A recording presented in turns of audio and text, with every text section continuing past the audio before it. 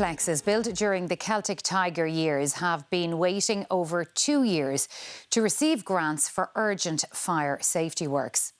The government has now agreed to fast-track the critical fire safety measures, focusing on fire detection systems and resident alert and evacuation infrastructure. When this fire broke out in Clarion Quay in Dublin 3 years ago, residents watched with fear as flames spread up the side of the building.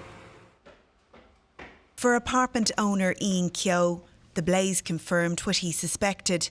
Their homes were never fully fireproofed. We could see fire coming out of the elevations of the building, going up the outside cladding and coming back into the apartments. And yeah, it was very scary. We were very worried. The wall constructions are not as they should be, so we need materials that are resistant to fire. Properties here at Clarion Quay are among 20,000 built during the Celtic Tiger years, waiting over 2 years for grants under the interim remediation scheme. The money will ensure effective alarm and evacuation systems are put in place until the full works can be complete. A further 30,000 properties are eligible to apply for the interim scheme. That will be about ensuring that fire alarms, that smoke detectors and fire detectors, that they're fully up to speed and that they're working effectively. In other places it will be about addressing escape routes and making sure that they are not in any way compromised. The full remediation works, including fire stopping, will take place under a separate scheme. Legislation for this is due before the Oireachtas in the coming months. These grants are being provided by government because the time frame to pursue builders for the cost has lapsed. There's a statute of limitations. It's either 6 years or 12 years where they can no longer be pursued for negligence on their behalf. The reason why the government have stepped up, and this is my opinion, in that they deregulated the construction industry in 1990, that allowed this regime of self-certification. The Department of Housing says it will now fast-track critical fire safety works to ensure management companies can act quickly to carry out the work. Aisling Kenny, RTE News. Returning now to the thousands of people living in apartments that are in urgent need of fire safety works, and they're still waiting for emergency funding. Well, we're joined by Sinn Féin housing spokesperson Eoin O'Brien. Thanks for coming in to speak to us.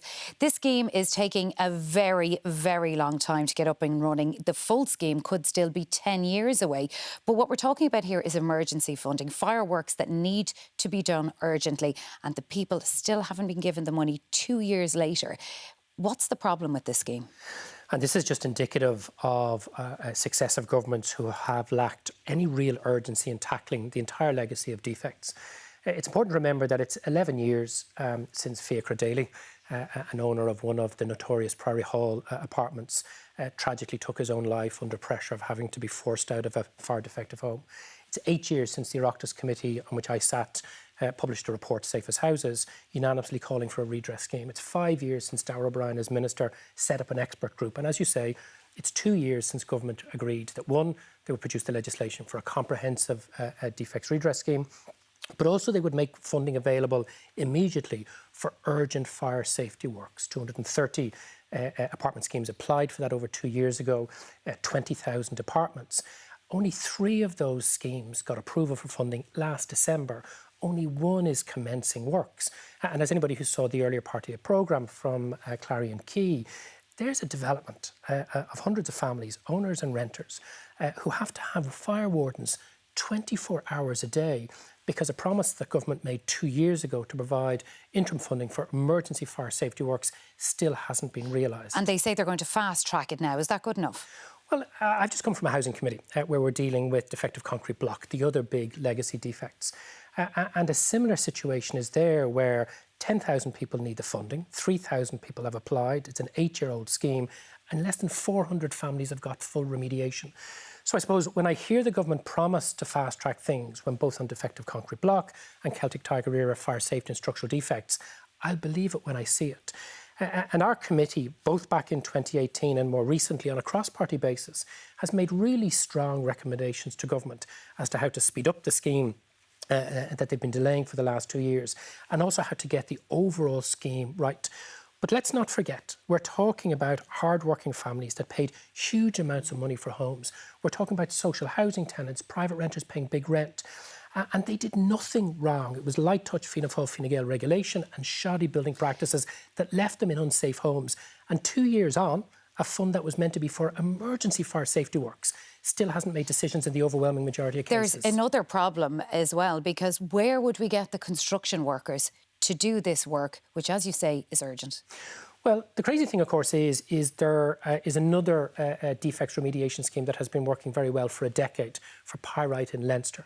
And we've been arguing consistently, both with defective concrete block and with apartment, duplex and housing building defects, to take the same approach. And how you deal with the labour supply issues is you have multi-annual framework agreements with building contractors who know they're guaranteed that work. That ensures you have the labour supply, but you also have the consistency and the quality. Instead, what government have done is, instead of having an end-to-end scheme run by the housing agency, they've left individual homeowners, and now they're talking about leaving owners' management companies to go and fend for themselves. Like I say, the Oireachtas Housing Committee unanimously in January made 19 recommendations on the very inadequate scheme that government published last year as to how to avoid those mistakes. But there are solutions if they listen. Wouldn't that require, though, a change in legislation which would just lead to further delays? First of all, we don't have any legislation. Like, Darragh O'Brien, when he was the Minister for Housing, got agreement from Cabinet 2 years and 2 months ago for legislation, and we still don't have it. The interim scheme was meant to be, while we were waiting for the legislation, 2 years on, almost 20,000 apartment owners and tenants don't have access to that emergency scheme. So this is either a priority or it's not. Either the government accepts it has to make amends for its failures to properly regulate the building industry and give people, whether they're in Donegal, Mayo, Clare and Sligo, with defective concrete block, or in houses, apartments and duplexes affected by very serious fire safety or structural defects, 100% redress now. It was done with Leinster pyrite. It hasn't been done with defective concrete block. It's not currently been done with Celtic Tiger fire defects. Let's prioritise it, let's get it done, and let's give these people safe homes to live in and sleep in at night. Another housing issue is short-term lets, and the rules, there's going to be a U-turn now on the regulations, so that towns of over 20,000 in population will only have to be regulated, essentially, but everyone will have to apply for planning permission. But you're unhappy about it. Why? Well, again, it's another case of one hand of government doesn't know what the other is doing. So Peter Burke, the Minister for Tourism, has been progressing legislation to create a register for short-term lets, like the one that exists for bed and breakfasts, eminently sensible. Meanwhile, the Minister for Housing hasn't even published draft planning regulations to govern both the areas that will have a lighter regime and those that will have a stricter regime. Today clarifies nothing. We haven't been told why 20,000 is the number. 10,000 was arbitrary, 20,000 is just as arbitrary. But we also don't know who has to apply for planning permission, under what terms, at what cost, and how long it's going to take. And the clock is ticking, because the register, of course, is going to be up and running from May. We've made very clear recommendations going back as far as 2018, how to ensure people who want to do home-to-home peer sharing don't need planning permissions. People in rural countryside areas who've been providing a tourism product for a period of time can regularise their affairs. But in high-demand urban areas where people have properties that have planning permission for long-term residential development, those properties should be used for long-term residential occupation, whether for owners or for renters. And I have to say, depending on which government minister you're listening to today, they're giving us a different story. It's creating confusion, it's creating uncertainty. And who are the big losers?